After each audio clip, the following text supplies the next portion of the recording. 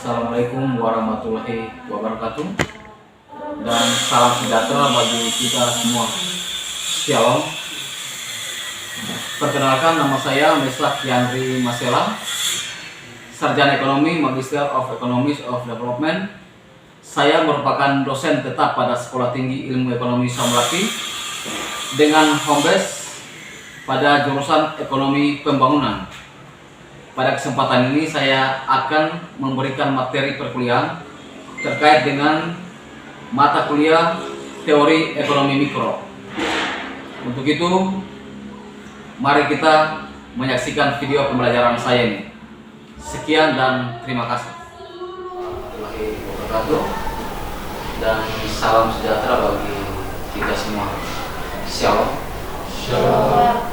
Ya, di saat ini kita akan mulai dengan materi di semester yang baru ini terkait dengan teori ekonomi mikro, ya, teori ekonomi mikro, dan dosen mata kuliah itu saya sendiri, ya, Meslak Yandri Masela, SE/MCDF, ya.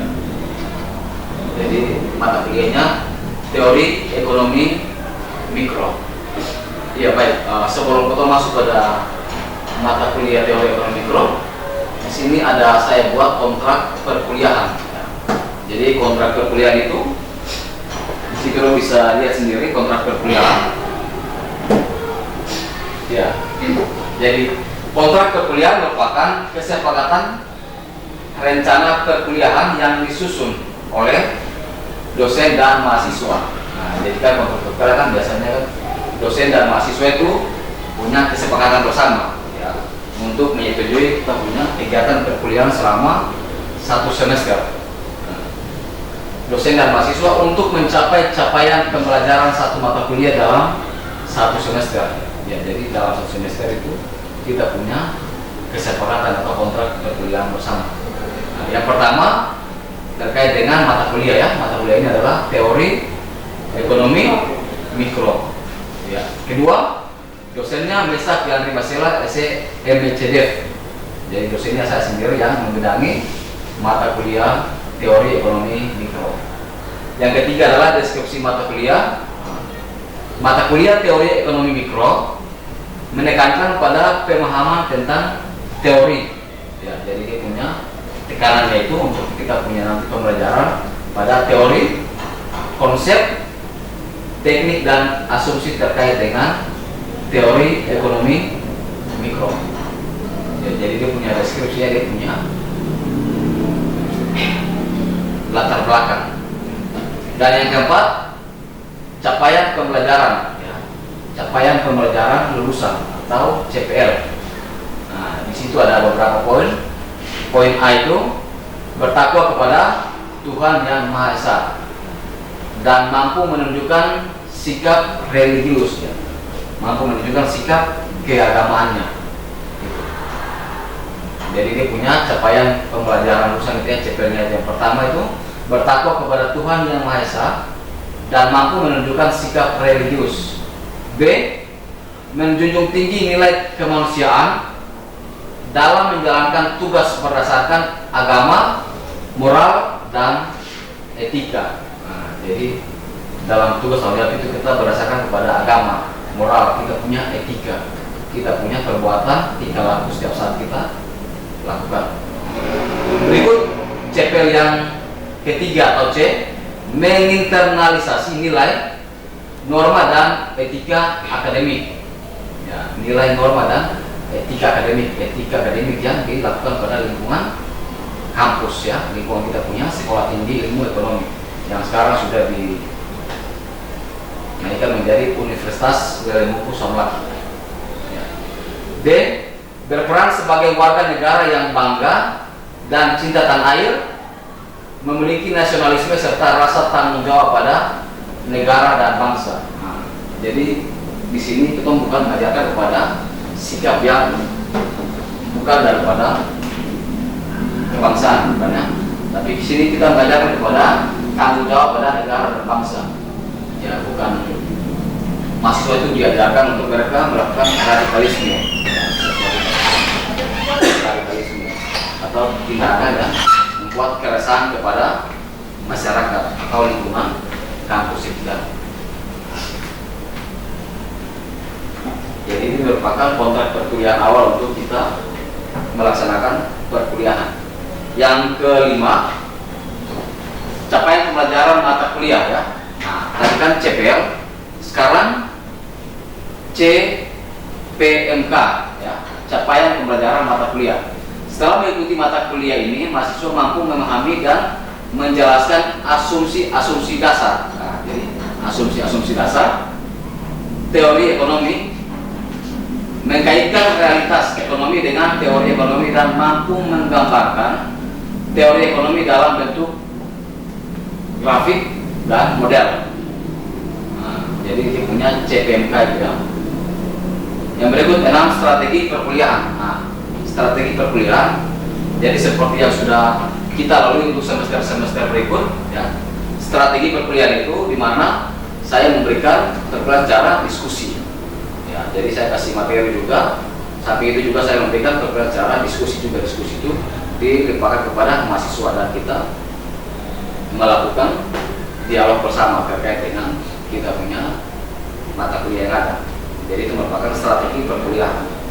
Yang ketujuh itu merupakan tugas-tugas ya. Jadi tugas-tugas baik ada tugas individu ya, tugas kelompok ya, baik itu dikerjakan di rumah maupun kerjakan di kampus ya.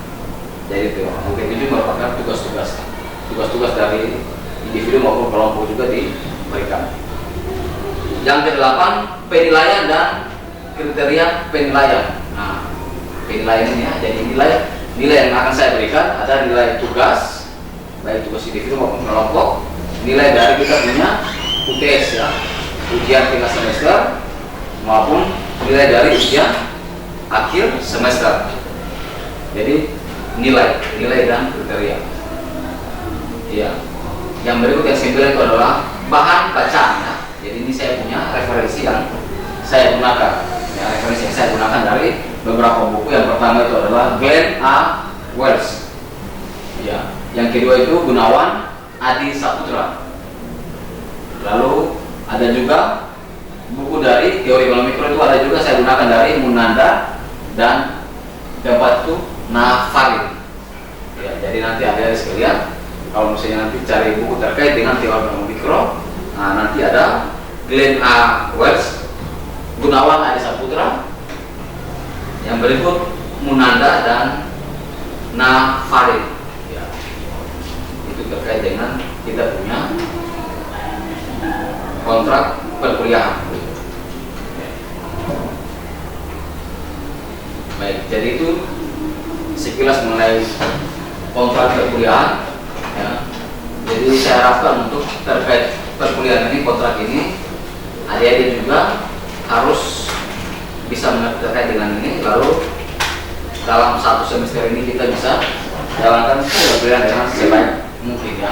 Dimana kalau misalnya ada juga kita kesepakatan bersama terkait dengan jam masuk kelas ya. Jadi kalau misalnya kita jam masuk kelas jam 10 ya, saya harapkan untuk tepat waktu jam 10 kita semua sudah ada ya. Jam 10 kita semua sudah ada. Lalu ada yang akan terlambat lebih dari 15 menit maka tidak diizinkan untuk masuk dalam lingkungan, masuk dalam ruangan kelas ya. Ya, semua bisa kan untuk kesepakatan waktu ya? Bisa. Jadi kalau misalnya Pak juga terlambat maka otomatis Pak juga tidak masuk dalam ruangan kelas ya, dan itu akan kelalaian dari Pak maupun mahasiswa sendiri. Jadi masing-masing sudah tahu dia punya kelalaiannya sendiri. Jadi merupakan kontrak perkuliahan. Iya baik, sebelum kita masuk pada materinya, mungkin dari kontrak perkuliahan ada yang mau bertanya?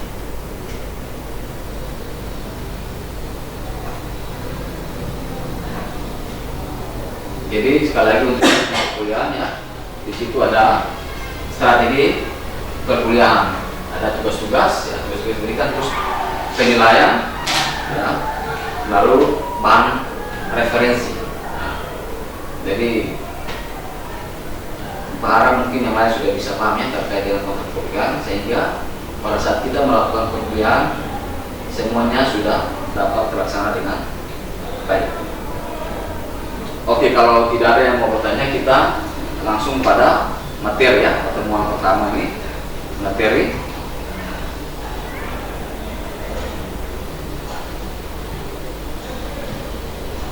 Ya, adik-adik orang bisa lihat di situ. Ya, teori ekonomi mikro ya. Ya, kita lihat sama-sama. Teori ekonomi mikro yang juga disebut price teori ya. Teori ekonomi mikro yang juga disebut sebagai price teori atau teori harga. Ya, mempelajari tentang pengambilan keputusan oleh unit-unit pelaku-pelaku ekonomi terkecil. Nah, di situ kan ada pelaku-pelaku ekonomi terkecil, di situ ada konsumen, ya, konsumen, lalu produsen, dan yang ketiga itu pemilik sumber, ya, pemilik sumber. Di dalam suatu perekonomian yang bebas. Jadi itu bisa lihat sendiri ya, terkait dengan dia punya asal mula hukum permintaan itu sendiri, ya.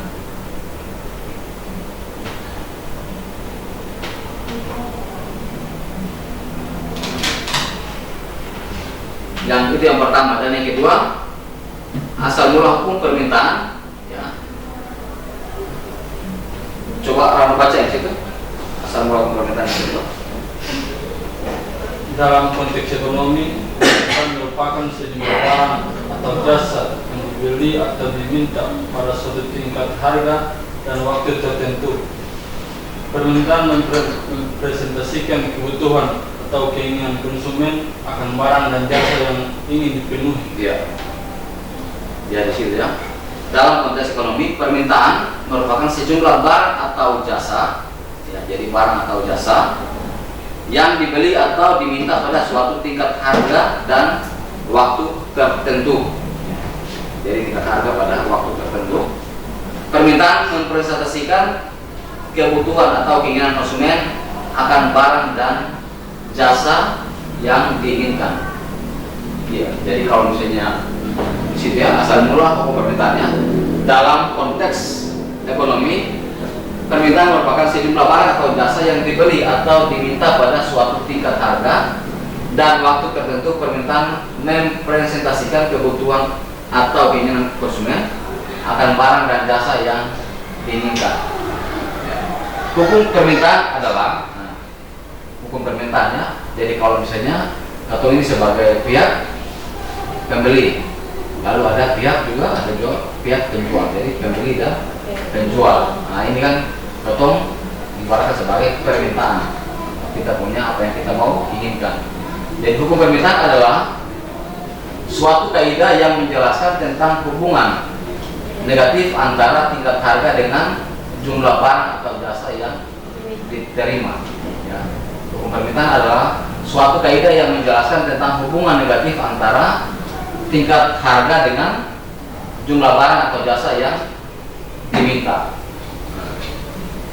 Jadi kalau misalnya Dompy belanja, misalkan lo mau belanja pakaian lah, pakaian kalau misalnya harga barang itu naik, otomatis ya kalau misalnya harga barang naik maka dong ingin untuk membeli keseng. Kalau harga barang naik tidak kan? Tapi kalau misalnya harga barang turun, otomatis orang dari keinginan untuk mau membeli yang banyak. Jadi kalau misalnya ada yang jual HP, ya jual HP yang mungkin 500.000 ya, kalau dia punya kualitasnya bagus maka banyak yang membeli. Ya, jadi itu merupakan hukum permintaan. Jadi kalau misalnya apabila harga barang naik maka konsumen cenderung untuk membeli barang tersebut. Tapi kalau misalnya apabila harga barang turun maka konsumen membeli barang yang banyak. Ya, jadi istilah dari itu adalah ceteris paribus. Ya, hukum permintaan itu ceteris paribus. Jadi bisa sahabat ceteris paribus itu apabila harga barang naik maka permintaan akan harga barang tersebut berkurang. Ya, tapi kalau misalnya apabila harga barang turun maka permintaan akan harga barang tersebut mengalami peningkatan ya atau kenaikan. Ya, jadi nanti lo bisa tahu ya itu merupakan hukum permintaan dari ceteris paribus yang mengatakan demikian. Iya. Yang berikut faktor-faktor yang mempengaruhi terjadinya ceteris paribus ya, yang mempengaruhi terjadinya kenaikan maupun penurunan ya. Faktor-faktor yang mempengaruhi terjadinya ceteris paribus. Yang pertama, coba Mira. Yang pertama ngomong.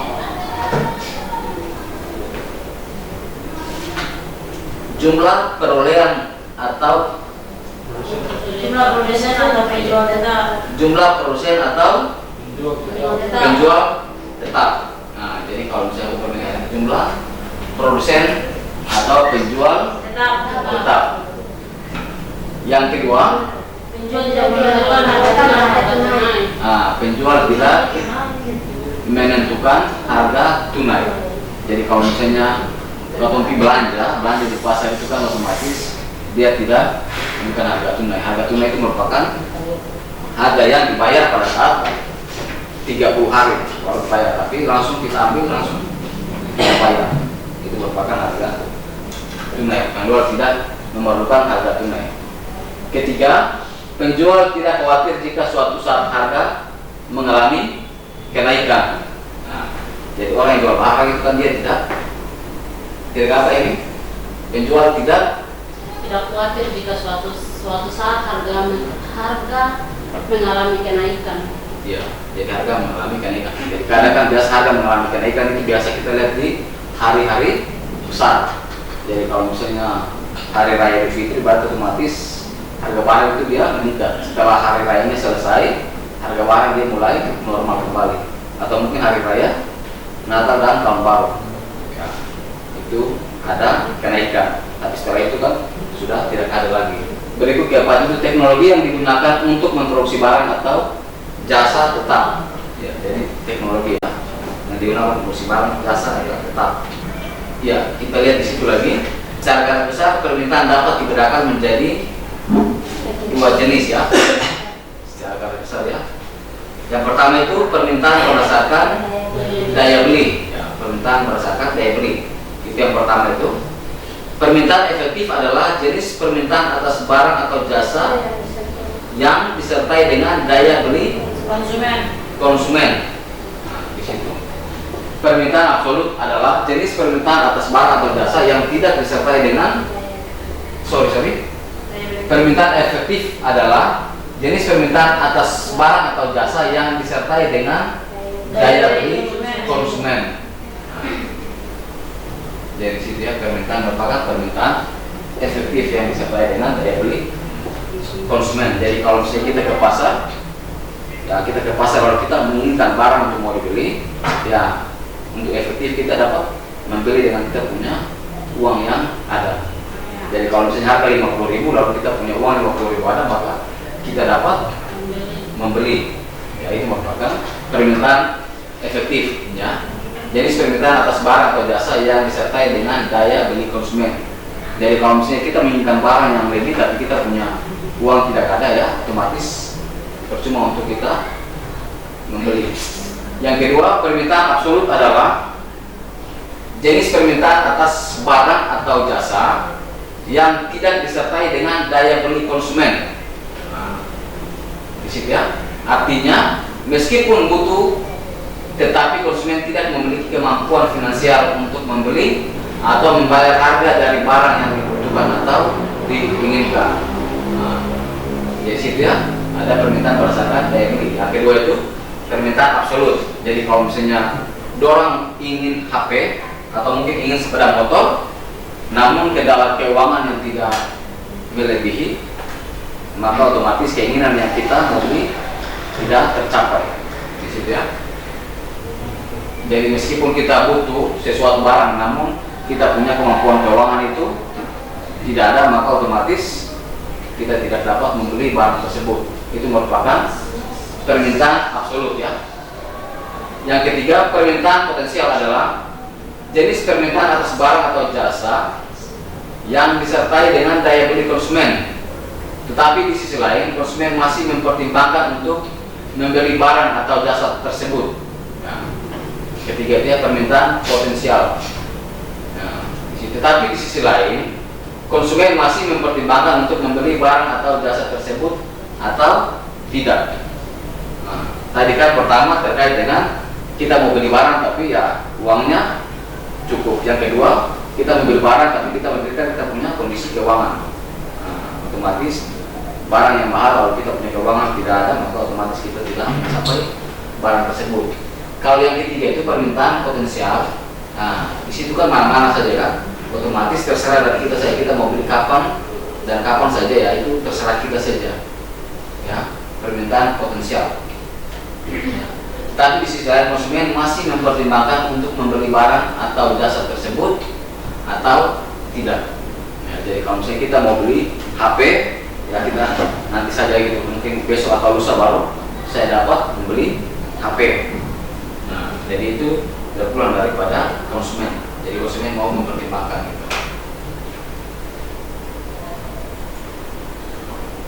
Ya, kita lihat yang kedua, permintaan berdasarkan jumlah pelaku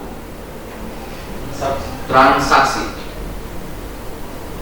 Iya, coba ini lihat di situ, baca situ.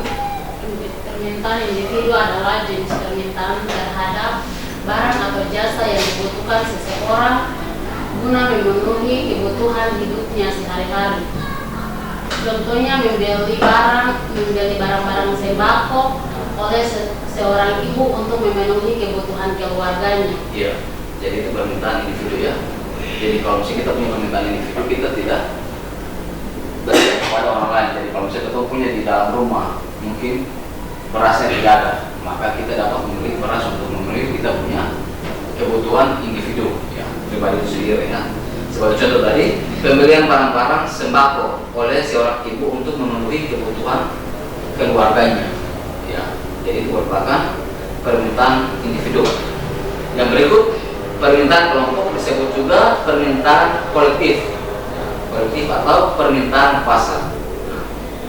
Adalah jenis permintaan terhadap barang atau jasa yang dibutuhkan oleh sekelompok orang atau masyarakat secara bersama.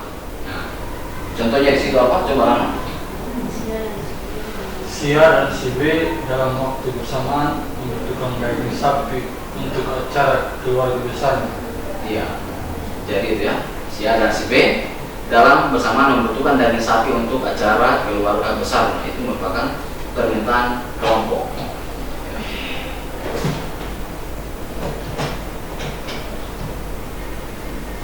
Ya. Berikut kita lihat mengenai faktor-faktor yang mempengaruhi tingkat permintaan. Yang pertama itu adalah harga barang, ya, harga barang kebutuhan. Nah, faktor ini memberikan pengaruh yang signifikan terhadap tingkat permintaan suatu barang dan jasa, ya, tingkat permintaan atau barang atau jasa. Ya, di mana masyarakat umumnya cenderung memilih barang atau jasa yang harganya murah. Ya, jadi masyarakat itu orang lebih memilih barang-barang yang dia punya harganya relatif rendah atau relatif murah, harganya murah. Jika harga barang kebutuhan mengalami kenaikan, maka tingkat permintaan konsumen terhadap barang tersebut akan turun. Ya, di situ harga barang kebutuhan. Jadi kalau kita punya kebutuhan harga barang naik, maka kita cenderung untuk membeli. Nah, di sini kan faktor-faktor yang mempengaruhi tingkat permintaan. Yang berikut, harga barang demikian penting bagi konsumen. Bahkan tak jarang konsumen cenderung memilih harga murah dibandingkan kualitas barang. Nah, situ ya. Bahkan tak jarang konsumen cenderung memilih harga murah dibandingkan kualitas barang. Jadi konsumen itu kita lebih memilih yang murah daripada dia memilih kualitas biasanya gitu. Jadi kalau misalnya orang memilih kualitas yang bagus, otomatis dia perlu untuk keuangan juga. Tapi rata-rata kebanyakan itu masyarakat memilih yang murah.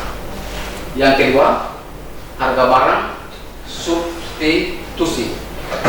Ya. Kedua itu adalah harga barang substitusi. Ya.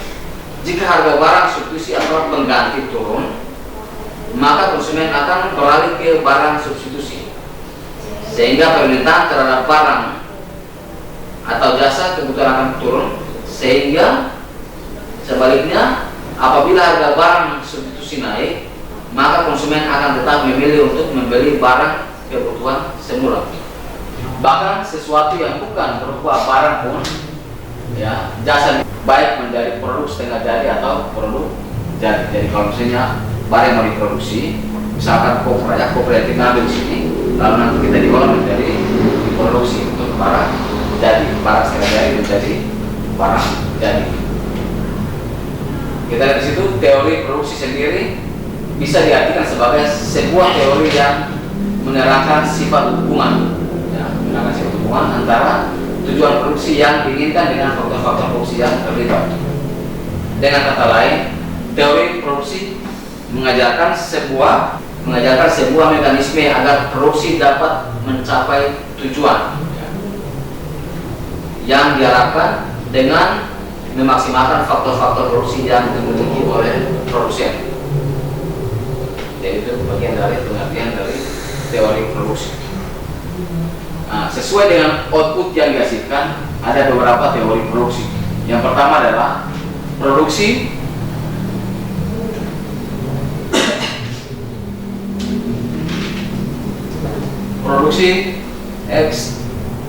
ekstraksi, ya, produksi ekstraksi, ya, merupakan kegiatan produksi yang menambah atau menciptakan nilai guna dengan mengambil langsung sumber daya alam. Jadi barang-barang tersebut nantinya akan disetor kepada pihak pabrik untuk dikelola kembali, diolah kembali. Contohnya produksi ekstraksi, ya, meliputi kegiatan tambang emas, ya, lalu tembaga, batu bara, nikel, besi, dan minyak. Nah, jadi kalau misalnya bisa tahu bahwa produksi ekstraksi itu apa saja, jadi tambang emas, nikel, tembaga, dan lain sebagainya, ini merupakan dari produksi ekstraksi, ya. Yang kedua itu adalah produksi agraris, ya. Jenis produksi agraris merupakan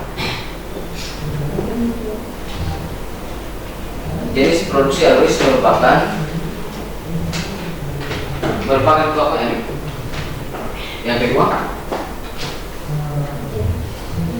jenis produksi harus merupakan kegiatan produksi yang memberikan nilai tambah atau menciptakan nilai pada hewan dan tumbuhan. Ya, secara saintifik produksi agraris meliputi produksi di bidang pertanian. Ya, tadi kan pertama adalah produksi ekstraksi, itu bagian bidang tambang emas, ya, tembaga, nikel, dan lain sebagainya. Yang kedua adalah produksi agraris, ya, dia di bidang pertanian, ya, seperti beras. 6 secara luas bidang-bidang sejenis seperti perkebunan, peternakan, perikanan, dan kehutanan juga termasuk di dalam produksi agraris. Jadi pertanian, perikanan, kehutanan juga bagian dari produksi agraris. Yang ketiga adalah produksi industri, merupakan kegiatan industri yang memberikan nilai tambah atau menciptakan nilai dengan mengubah barang mentah menjadi barang setengah jadi atau barang jadi. Ya, jadi itu merupakan produksi industri. Contohnya itu, ya, contohnya dari kegiatan produksi industri seperti pengolahan makanan kemasan. Jadi kan makanan kemasan itu kan dari barang mentah menjadi barang jadi. Yang berikut pakaian, ya, pakaian kan kita bisa tahu bahwa dari kapas dan lain sebagainya untuk dia menjadi barang jadi kalau itu sudah di produk industri.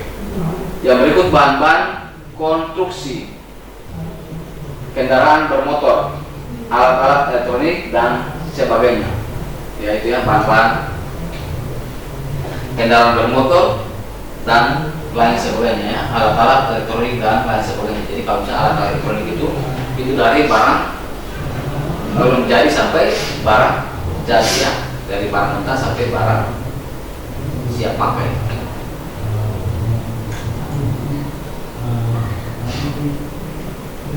Ya, keempat adalah perdagangan, ya. Perdagangan, meski perdagangan tidak mengubah bentuk barang, perdagangan dapat dikategorikan sebagai kegiatan produksi. Nah, perdagangan juga bagian dari kegiatan produksi. Perdagangan menindak tentang barang dan produsen ke konsumen. Ya. Pada umumnya para pedagang akan membeli barang dari produsen dengan harga yang lebih terjangkau, ya, dengan harga yang terjangkau dengan pembelian grosir. Kemudian mereka menjualnya ke pembeli, baik konsumen maupun pedagang retail, dengan selisih harga mendapatkan keuntungan. Ya, jadi kalau kita lihat perdagangan, ya, orang kalau misalkan di kampung-kampung itu, ya, orang yang jual bahan sembako, orang kan datang beli di kota dulu, beli di kota, baru nanti orang pergi jual di kampung dengan harga yang sedikit meningkat dari orang belinya di kota. Yang berikut jasa.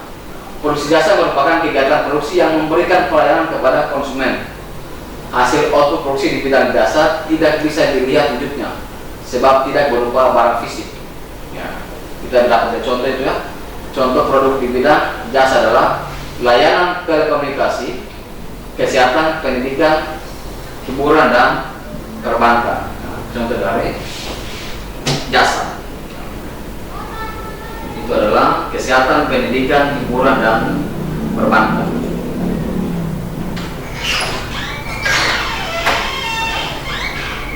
Ya.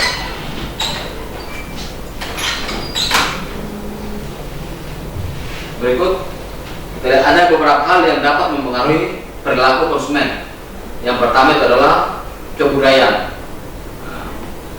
Faktor kebudayaan dikatakan memiliki pengaruh yang paling luas, ya, di bidang faktor-faktor lain, ya, sebagaimana yang kita terima, ya, pada pendidikan karakter budaya, ya, kita punya budaya di setiap daerah itu juga mempengaruhi, ya. Yang kedua adalah sosial. Kelompok sosial terdiri dari keluarga, lingkungan tempat tinggal, teman bergaul, dan masyarakat, ya. Jadi faktor-faktor yang dapat mempengaruhi perilaku konsumen. Jadi kalau misalnya pertama itu adalah kebudayaan, yang kedua adalah sosial. Jadi lingkungan tempat tinggal kita, ya, baik tetangga kita, teman kita, dan lain sebagainya. Itu adalah beberapa faktor. Dan yang ketiga adalah pribadi. Ya, pribadi, perilaku konsumen dapat ditentukan dari pribadi orang tersebut. Ya, misalkan saja kita lihat di situ, ya. Misalkan saja faktor usia, psikologi, kesehatan, kepribadian, gaya hidup, kondisi ekonomi, jabatan, dan konsep dari konsumen tersebut. Nah, itu merupakan bagian dari faktor-faktor yang mempengaruhi juga konsumen dari pribadi. Yang keempat kita lihat adalah psikologi. Faktor ini dipengaruhi oleh keinginan seseorang untuk diakui, ya, dianggap ada, dan diterima lingkungan. Beberapa hal psikolog yang mempengaruhi perilaku konsumen adalah seperti motivasi, kepercayaan diri, proses belajar, dan lain-lain. Ya. Jadi itu ada beberapa item yang dapat dipahami. Ya. Jadi ada beberapa hal yang dapat mempengaruhi perilaku konsumen. Ya, sekian dan terima kasih dari artinya poin-poin yang ada. Ini bagian penting-penting saya yang Pak Habib dari kita punya pertemuan pertama ini, ya, pertemuan pertama. Lalu nanti kita akan bahas lagi pada pertemuan minggu depan lagi. Ya. Jadi mungkin dari pembahasan kita ada yang mau bertanya? Silakan, ya. Ada yang mau bertanya silakan tadi. Lalu mungkin kasih masukan, saran, pendapat, dan sebagainya juga silakan terkait dengan slide-slide yang ada.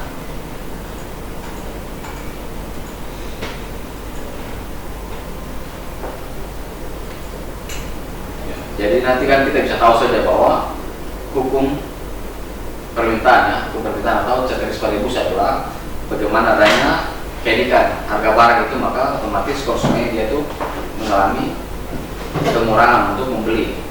Jadi ceteris paribus. Jadi kalau misalnya harga barang naik, maka konsumen cenderung untuk membeli. Lalu kalau misalnya harga barang turun, maka otomatis konsumen juga membeli yang lebih banyak. Itu bagian. Jadi nanti tugas akan diberikan juga buat dorong, ya. Iya, Pak. Tugas untuk kita melakukan ini, lalu nanti akan dibahas minggu depan. Sekalian dari sekalian, ya. Jadi paham semua sudah pahami, lalu pulang di rumah tinggal membaca dan mengenai kembali dan bisa diperkenalkan untuk minggu depan. Ya. Sekian dan terima kasih.